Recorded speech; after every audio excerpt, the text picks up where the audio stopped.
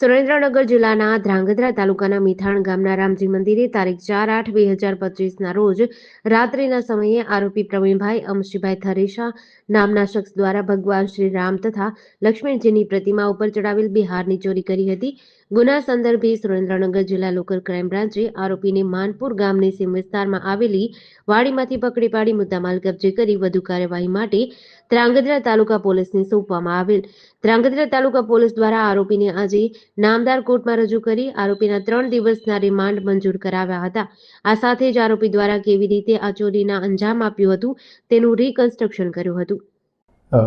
ગઈ તારીખ 4/8/2025ના રાત્રિના 1 વાગે ધ્રાંગધ્રા તાલુકા પોલીસ સ્ટેશનના મેથાણ ગામે એક રામજી મંદિરની અંદર ચોરીનો બનાવ બનેલ હતો, જેની અંદર ભગવાનની મૂર્તિ પરના 4 હાર એક ઈસમ ચોરી કરી ગયેલ હતો.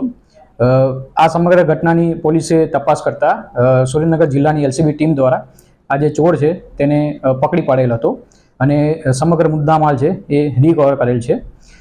આજ રોજ તારીખ 10/8/2025ના રોજ આ સમગ્ર ઘટનામાં ચોરે કઈ રીતે અંજામ આપ્યો હતો જે ચોરીને, એનું રિકન્સ્ટ્રક્શન પંચનામું મેથાણ ગામે કરેલ હતું અને જેના પરથી કઈ રીતે આ સમગ્ર ઘટના બની હતી એ બાબતે હવે વધુ કાર્યવાહી હાથ ધરેલ છે.